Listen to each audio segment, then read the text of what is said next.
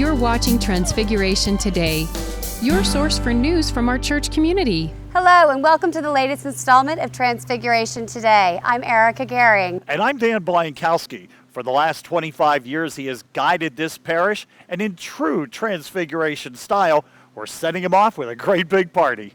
On Saturday, May 17th, we will celebrate Monsignor Pat Bishop's 40 years in the priesthood, 25 years as our pastor, and honor him as he heads to retirement.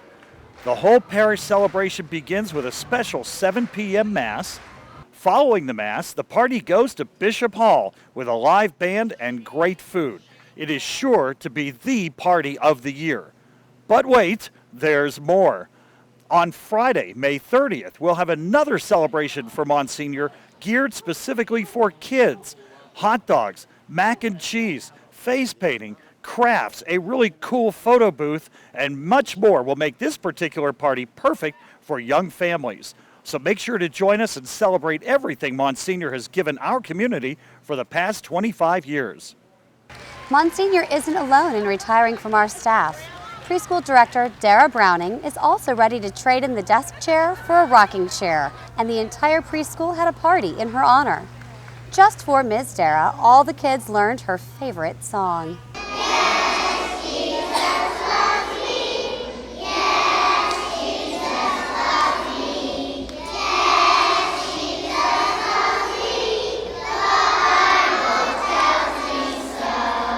Thank you, Dara, for all you've done to make our preschool program one of the best in Cobb County. Dara isn't the only one getting ready to move on from the preschool. Our pre-K classes are just about ready for kindergarten, and now they're experienced school bus riders thanks to a visit from the Cobb County School Bus. The kids got a presentation on bus safety, and then everyone got a ride around the parking lot. When our preschool says we prepare kids for kindergarten, we mean every bit of it.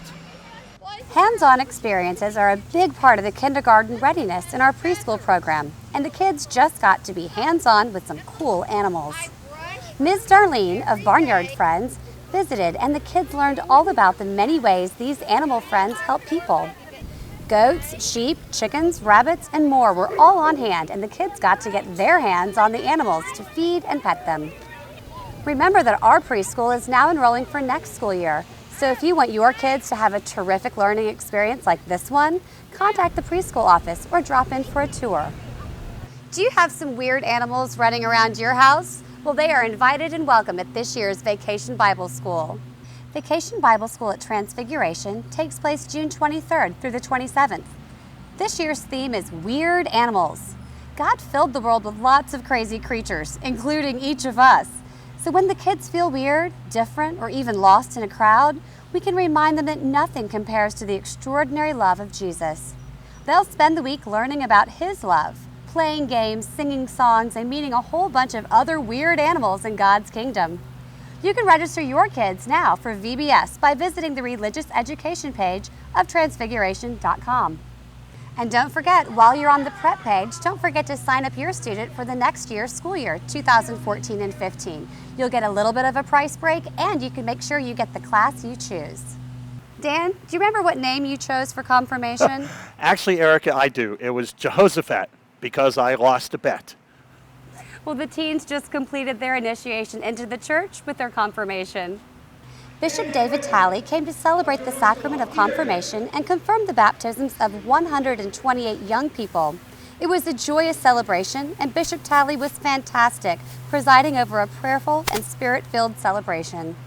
Remember that if you have a teen currently in 7th, 8th, or 9th grade, then you have a teen currently preparing for confirmation. Check out the program requirements and milestones on the religious education page of the website. Well, as Monsignor's retirement day gets closer and closer, we wanted to hear his thoughts on the years as a priest and a pastor here at Transfiguration. Here's an installment of what we are calling, Well Done, Good and Faithful Servant. So Monsignor, 25 years in our parish. How do you explain such a long tenure? I think I was a virus that they didn't want to spread to another parish. But this archbishop has the philosophy that if the parish is happy, and the priest is happy, and boy, I certainly have been, leave him alone. I think that might be changing. I've read in the priest's minutes that the priests themselves want to put in term limits. But believe me, to those priests, it doesn't seem like 25 years. It seems like 6. I've been the luckiest man in the world. That's the answer. Is that a problem with priests of getting a certain stagnation? You know, I think the advantage to being in the parish for 25 years is, boy, you get to know your parish. And, you know, I've done weddings for kids I baptized, believe it or not. I've watched kids grow up. I did a baptism Sunday of a kid who's now a dad, and he was 2 years old when I came to the parish. You get to know the families, and you get to know their needs in a special way. Some priests will argue, well, you build up a personality cult and too much power. I mean, if you don't win the support of your people, you really don't have any business being in the parish in the first place. So, and it wasn't easy. My first 3 years here were hell. We didn't have a bishop at the time. Marino sent me here, and I called Monsignor Dillon at least 3 times and said, please get me out of this parish.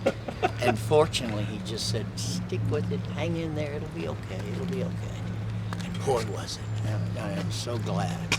Of all the sacraments, which is the one you hold most dear? Oh, no question about that for any priest. It's the Eucharist. It's why we're ordained. Everything else we do is the prayers at the foot of the altar, preparing the community for the celebration of the Eucharist. And that's what I love so much about this parish. It's a Eucharistic-centered parish. Everything revolves around the Mass, 24/7, perpetual adoration.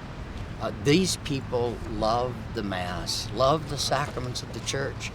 And no matter what divisions that are going on in the family at a time, when that Mass starts, you can just feel the Spirit putting her wings around the congregation and gathering us into one. And it's a neat feeling.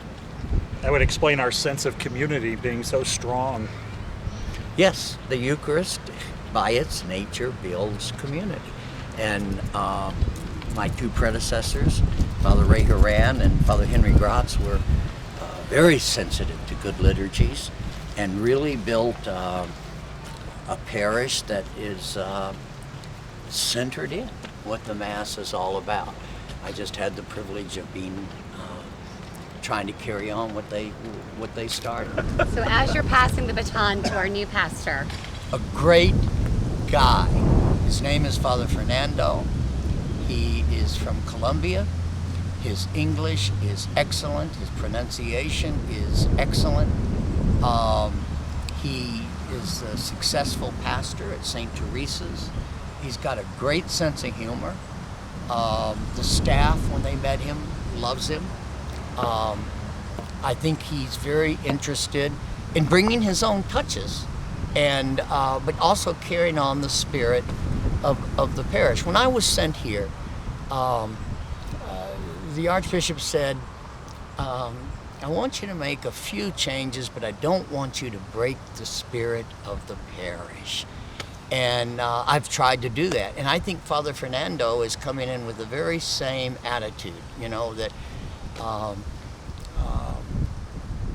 he has his own personal style. He has talents that I don't have. And but I think he really is very interested in helping the parish to continue to grow.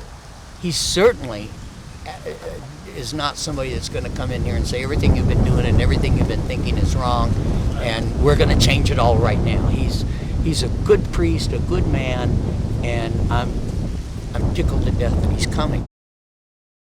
Well, that's it for another edition of Transfiguration Today. Thank you for watching, and thank you for sharing with everybody you know.